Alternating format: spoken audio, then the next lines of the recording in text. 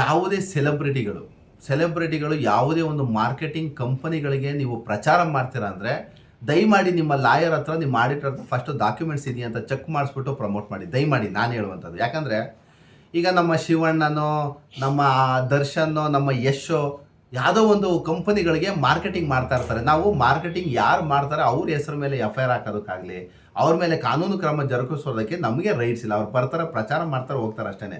But ಅದು ನಿಮಗೆ ಆದಂಥ ಫ್ಯಾನ್ ಬೇಸ್ ಇರುತ್ತಲ್ಲ, ಅವ್ರು ಏನು ಮಾಡ್ತಾರೆ ಅಂದರೆ ಯಶು ರಾಮರಾಜ್ಗೆ ಅಡ್ವರ್ಟೈಸ್ಮೆಂಟ್ ಕೊಡ್ತಾರೆ, ರಾಮರಾಜ್ ಬಂದರೆ ಚೆನ್ನಾಗಿರುತ್ತೆ ಅಂತ ಜನಗಳ ಮನಸ್ಸಲ್ಲಿ ತಾನಾಗಿ ಸೃಷ್ಟಿಯಾಗ್ಬಿಡುತ್ತೆ. ಈ ನಮ್ಮ ಶಿವಣ್ಣ ಯಾವುದೋ ಒಂದು ಚಿನ್ನದ ಯಾವುದಕ್ಕೋ ಇದು ಮಾಡ್ತಾರೆ ಅಂದಾಗ ಏನಾಗುತ್ತೆ, ಅವ್ರಿಗೆ ಫ್ಯಾನ್ ಬೇಸ್ ಜಾಸ್ತಿ. ಜನ ಏನು ಮಾಡ್ತಾರೆ, ಶಿವರಾಜ್ ಕುಮಾರ್ ಅವ್ರನ್ನ, ಯಶ್ ಅವ್ರನ್ನ, ಸುದೀಪ್ ಅವ್ರನ್ನ ನಂಬ್ತಾರೆ. ಅಂದರೆ ಅವರು ಫ್ಯಾನ್ ಬೇಸ್ ಅಷ್ಟು ಕ್ರಿಯೇಟ್ ಇರುತ್ತೆ.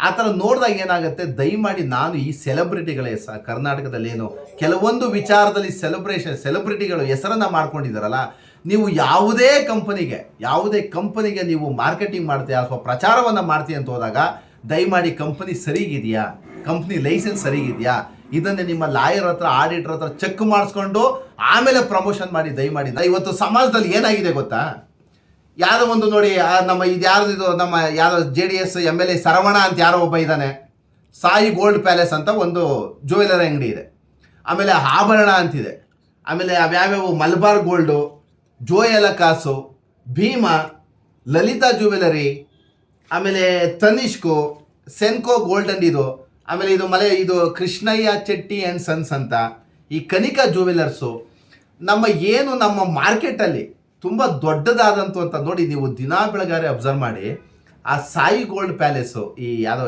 MLC ಏನೋ ಆಗಿದ್ದಾರೆ ಸರವಣ ಅಂತ ಅವರು, ಆಮೇಲೆ ಇದು ಯಾವುದೋ ಲಲಿತಾ ಜ್ಯುವೆಲರಿ, ಆಮೇಲೆ ಈ ಕನ್ನಿಕಾ, ಆಮೇಲೆ ಈ ಯಾರ್ಯಾರೋ ಈ ಗಿಲ್ಲಿ ಅವ್ರು ಯಾರೋ ಬಿಗ್ ಬಾಸ್ ಅವರು, ಆ ಗಿಲ್ಲಿ ಮತ್ತು ಗಗನ ಅವರೆಲ್ಲ ಹೋಗಿ ಪ್ರಮೋಟ್ ಮಾಡ್ತಾ ಇರ್ತಾರಲ್ಲ. ನಾನು ನಿಮಗೆ ಕ್ಲೀನಾಗಿ ಹೇಳ್ತೀನಿ ಕೇಳಿ. ಇವತ್ತು ಯಾವುದೇ ಒಂದು ಕಂಪನಿ ಗ್ರಾಹಕರಿಂದ ಹಣವನ್ನು ತಗೊಳ್ಬೇಕು ಅಂದರೆ RBI ಲೈಸೆನ್ಸು ಕಂಪಲ್ಸರಿ ಬೇಕೇ ಬೇಕು, ಸೆಬಿ ಲೈಸೆನ್ಸು ಕಂಪಲ್ಸರಿ ಬೇಕೇ ಬೇಕು. ಈ ಯಾವುದೇ ಲೈಸೆನ್ಸ್ಗಳನ್ನು ಪಡೆಯದ ಹೊರತು ನೀವು ಜ್ಯುವೆಲರಿ ಅಂಗಡಿಗಳಿರೋದು ಎಂತಕ್ಕೆ? ಚಿನ್ನವನ್ನು ನೀವು ಬಂಡವಾಳವನ್ನು ಹಾಕಿ ಚಿನ್ನವನ್ನು ಖರೀದಿ ಮಾಡಿ ಇಟ್ಕೊಂಡಿರ್ತೀರಾ? ನೀವು ಮಾರಾಟ ಮಾಡೋದಷ್ಟೇ ನಿಮ್ಮ ಹಕ್ಕು. ಕಂಪನಿ ಆ್ಯಕ್ಟ್ನಲ್ಲಿ, ಕಂಪನಿ ಕಾನೂನಿನ ಅಡಿನಲ್ಲಿ ನೀವು ಸಾರ್ವಜನಿಕರಿಂದ ಹಣವನ್ನು ಸಂಗ್ರಹಿಸಿ ಅಂತ ಯಾವುದಾದ್ರು ಒಂದು ಸೆಕ್ಷನ್ ಏನಾದ್ರು ಹೇಳಿದೆಯಾ ನಿಮಗೆ? ಕಂಪನಿ ಆ್ಯಕ್ಟಲ್ಲಿ ಯಾವ ಸೆಕ್ಷನ್ ಹೇಳಿದೆ ನಿಮಗೆ? ಕಂಪನಿ ಕಾನೂನಲ್ಲಿ ಅವಕಾಶನೇ ಇಲ್ಲ. ನೀವೇನಾದ್ರು RBIಯಿಂದ ಲೈಸೆನ್ಸ್ ತೊಗೊಂಡು ಬರ್ತೀರಾ ಅಂದರೆ RBI ಲೈಸೆನ್ಸ್ ಕೊಡೋದಿಲ್ಲ ಇವಕ್ಕೆಲ್ಲ. ಸೆಬಿಯಿಂದ ಲೈಸೆನ್ಸ್ ಏನಾದ್ರು ತೊಗೊಂಡ್ಬರ್ತೀರಾ ಅಂದರೆ ಸೆಬಿ ಅಂತೂ ಬೂಟಲ್ಲಿ ಹೊಡೆದು ಆಸೆ ಆಗ್ತಾರೆ. ಇವಕ್ಕೆಲ್ಲ ಗ್ರಾಹಕರಿಂದ ಮೋಸ ಮಾಡುವಂಥ ಕಾನ್ಸೆಪ್ಟ್ಗಳಿಗೆ ಸೆಬಿ ಅಂತೂ ಕೂಲಂಕುಷವಾಗಿ ಹೇಳುತ್ತೆ, ಕಡ್ಡಾಯವಾಗಿ ಸೆಬಿ ಲೈಸೆನ್ಸ್ ಬೇಕೇ ಬೇಕು, ಸೆಬಿ ಅಂತೂ ಪರ್ಮಿಷನ್ ಕೊಡಲ್ಲ. ಇನ್ನು ನಿಮಗೆ ಈ ಸಾಯಿ ಗೋಲ್ಡ್ ಪ್ಯಾಲೇಸ್ಗೋ ಅಥವಾ ಇನ್ನೊಂದಕ್ಕೋ ಲಲಿತಾಗೋ ಲೈಸೆನ್ಸ್ ಕೊಟ್ಟವ್ರು ಯಾರಾಗಾದರೆ?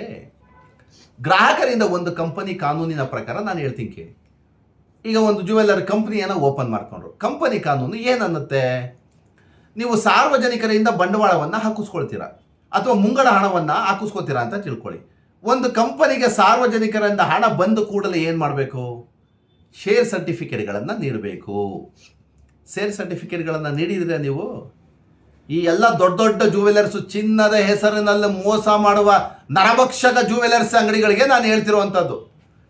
ಆಮೇಲೆ ನೋಡಿ, ಇನ್ನೊಂದು ಸತ್ಯ ಹೇಳಬೇಕು ಅಂದರೆ ನಿಮಗೆ, ಈ ದೊಡ್ಡ ದೊಡ್ಡ ಜ್ಯುವೆಲರ್ಸ್ ದಿನಾ ಬೆಳಗಾರೆ ಅಡ್ವರ್ಟೈಸ್ಮೆಂಟು. ಏನು ಗೊತ್ತಾ ಇವ್ರದೆಲ್ಲ? ಜನಗಳಿಂದ ದುಡ್ಡನ್ನು ಕಿತ್ಕೊಳ್ಳೋದು, ಲೂಟಿ ಮಾಡೋದು ಅಷ್ಟೇ ಕೆಲಸ. ದುಡ್ಡು ಈಸ್ಕೋತಾರೆ, ಅವ್ರು ಆರಾಮಾಗಿ ಓಡಾಡ್ತಾ ಇರ್ತಾರೆ, ದೊಡ್ಡ ದೊಡ್ಡ ಬಂಗ್ಲೆ ಕಟ್ಕೋತಾರೆ. ನೀವು ನತದೃಷ್ಟ ಸಾರ್ವಜನಿಕರು, ಚಿನ್ನ ಬೇಕು ಅಂತ ಪಾಪ ಹೆಣ್ಮಕ್ಳು ಎಲ್ಲೆಲ್ಲೋ ಕೂಡಿಕೊಂಡಿರ್ತಾರೆ, ಅದನ್ನು ಹೆಂಗಾನು ಮಾಡಿ ಕಿತ್ಕೊಬಿಡ್ತಾರೆ ಇವರು ಬೆನ್ಸು ಫಾರ್ಚುನರ್ ಓಡಾಡ್ತಾ ಇರ್ತಾರೆ.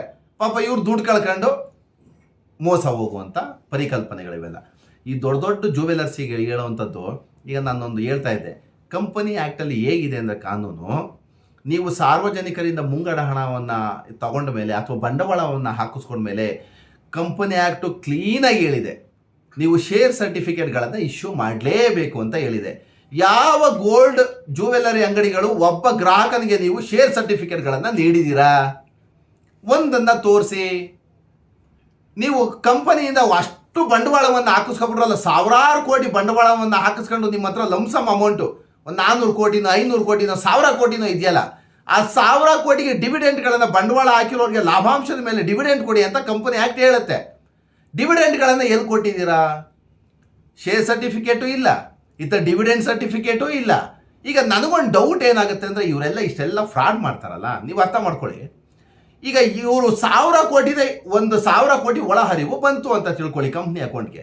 GST ಕಟ್ಟಲೇಬೇಕಲ್ವಾ? GST ಕಟ್ಟಿ ಇವರಿಗೆ ಫ್ರೀಯಾಗಿ ಗೋಲ್ಡ್ ಕೊಡುವಂಥ ಅಲ್ಕ ಕೆಲಸ ಅವ್ನು ಯಾಕೆ ಮಾಡ್ತಾನೆ? ಬರೋದೆಲ್ಲ ಸ್ನೇಹಿತರೆ, ನೀವು ದುಡ್ಡು ಹಾಕಿದ್ರೂ GST ಕಟ್ಟಬೇಕು, ಹಾಕ್ಲಿಲ್ಲ ಅಂದರೂ ಕಂಪ್ನಿ ಹಾಕೊಂಡು GST ಕಟ್ಟಲೇಬೇಕು.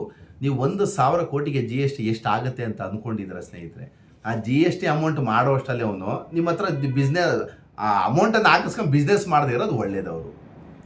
ಎಷ್ಟು ಪರ್ಸೆಂಟೇಜ್ ಹೋಗುತ್ತೆ ಗೊತ್ತಾ ಸ್ನೇಹಿತರೆ? GST ಬಿಲ್ ಯಾರಿಗಾನು 2,000 ರೂಪಾಯಿ ಮೇಲೆ ಏನಾದ್ರು ವ್ಯವಹಾರಗಳನ್ನು ಮಾಡಿದ್ರೆ GST ಬಿಲ್ ಕೊಡಲೇಬೇಕು, ಕಂಪಲ್ಸರಿ ಇದೆ. ಈಗೆಲ್ಲ 10,000, 50,000, 1,00,000 ಈಸ್ಕೋತಾರಲ್ವಾ? ಈಗ ಬಿಸ್ನೆಸ್ ಮಾಡೋರು, ಈಗ ಅದು ಚಿನ್ನದ ಅಂಗಡಿನಲ್ಲಿ ಅದು ಬೆಲೆ ಬಾಳುವಂಥ ವಸ್ತುಗಳವು. ನಮ್ಮ ಕಾನೂನಲ್ಲಿರೋದು 2,000 ರೂಪಾಯಿ ಮೇಲಿತ್ತು ಅಂದರೆ GST ಬಿಲ್ ಕೊಡಲೇಬೇಕು ಅಂತ ಇದೆ. GST ಅಕೌಂಟ್ಗೆ ದುಡ್ಡು ಹೋಗಬೇಕು. ಇವರೊಂದು 10,000, 20,000, 50,000 ಹಾಕಿದ್ಮೇಲೆ GST ಬಿಲ್ಲೇ ಕೊಡಬೇಕು. ಈ 10,000 ರೂಪಾಯಿ ಹಾಕಿರೋದೇ GST ಬಿಲ್ ಕಟ್ಟಾಗುತ್ತೆ, GST ಕಟ್ಟಾಗುತ್ತೆ. ಈ GST ಎಲ್ಲ ಹೊಣೆ ಹೊತ್ತೋರು ಯಾರು? ನೀವು ಅರ್ಥ ಮಾಡ್ಕೋತೀರ ಸಾರ್ವಜನಿಕರು ಇದೆಲ್ಲ. ಇನ್ನು ಆಮೇಲೆ ಸೆಬಿ ಏನನ್ನುತ್ತೆ ಅಂದರೆ, ಸೆಬಿ ಈ ಥರ ಸಾರ್ವಜನಿಕರಿಂದ ಹಣ ಸಂಗ್ರಹಿಸಿ ಮಾಡುವ ಉದ್ದಿಮೆಗಳಿಗೆ ಏನು ಮಾಡುತ್ತೆ, ಸೆಬಿ ಅನ್ನೋದು ಒಂದು ಪ್ರಾಧಿಕಾರ. ಅದು ಏನು ಮಾಡುತ್ತೆ ಅಂದರೆ, ಸೆಬಿ ಲೈಸೆನ್ಸ್ ಏನಾಗುತ್ತೆ ಅಂದರೆ ಮಾಸ್ಟರ್ ಡಿಗ್ರಿ ಆಗಿರಲೇಬೇಕು. ಈಗ ಪೋಸ್ಟ್ ಗ್ರ್ಯಾಜುಯೇಷನ್ ಆಗಿರಬೇಕು. ನಿಸ್ಮ ಅಂತ ನ್ಯಾಷನಲ್ ಸ್ಟಾಕ್ ಎಕ್ಸ್ಚೇಂಜ್ ಒಂದು ಎಕ್ಸಾಮ್ ಬರುತ್ತೆ. ಎಕ್ಸಾಮ್ ಬರ್ದು ಪಾಸ್ ಆಗಿ ಅವನ ಹತ್ರ ಸರ್ಟಿಫಿಕೇಟ್ ಇದ್ರೆ ಮಾತ್ರ ಅವನಿಗೆ ಸೆಬಿ ಲೈಸೆನ್ಸ್ ಕೊಡುವಂಥದ್ದು. ಈ MLA ಸರ್ವಣ ಏನು ಓದಿದ್ದಾರೆ, MLC ಸರ್ವಣ ಏನು ಓದಿದ್ದಾರೆ, SSLC ಏನೋ ಪಾಸ್ ಆಗಿದ್ದಾರೆ ಅವರು. ಆಮೇಲೆ ಅದ್ಯಾರು ಜೋಯಲ್ ಕಾಸು 10th PUC ಪಾಸ್ ಆಗಿದ್ದಾರೆ. ಆಮೇಲೆ ನಾವು ಯಾವ ಲಲಿತಾ ಜುವೆಲರಿ ದಿನಾ ಬೆಳಗಾರೆ ನೋಡ್ತಾ ಇರ್ತೀವಿ. ನಿಮ್ಮ ಚಿನ್ನವನ್ನು ನಿಮಗೆ ಮೋಸನೇ ಮಾಡೋದಿಲ್ಲ. 1 ರೂಪಾಯಿ ಹಣದಿಂದ ನಿಮ್ಮ ಮನೆ ಬೆಳಗುತ್ತದೆ. ಅವನ ಅಡ್ವರ್ಟೈಸ್ಮೆಂಟ್ ಕೊಡೋದು ನೋಡಿ, ಲಲಿತಾ ಜುವೆಲರ್ಸ್ ಇರೋದು ಕಷ್ಟಪಟ್ಟ ಹಣ ಮೋಸ ಹೋಗಬಾರ್ದು. ಎಲ್ಲಿದೆ ನಿಮ್ಮ ಹತ್ರ RBI ಲೈಸೆನ್ಸ್? ಎಲ್ಲಿದೆ? ಜನಗಳಿಂದ ನೀವು ಇನ್ವೆಸ್ಟ್ಮೆಂಟನ್ನು ಮಾಡಿಸ್ಕೋತಾ ಇದ್ದೀರಲ್ವಾ mister Lalitha jewellery, Sai gold jewellery. ಸಾರ್ವಜನಿಕರಿಂದ ಹಣ ಪಡ್ಕೊಂಡ ಮೇಲೆ ನೀವು ಶೇರ್ ಸರ್ಟಿಫಿಕೇಟ್ಗಳನ್ನು ಇಶ್ಯೂ ಮಾಡಿದ್ದೀರಾ, ಡಿವಿಡೆಂಡ್ಗಳನ್ನು ಕೊಟ್ಟಿದ್ದೀರಾ. ಸೆಬಿ ಲೈಸೆನ್ಸ್ ಇದೆಯಾ ನಿಮ್ಮ ಹತ್ರ?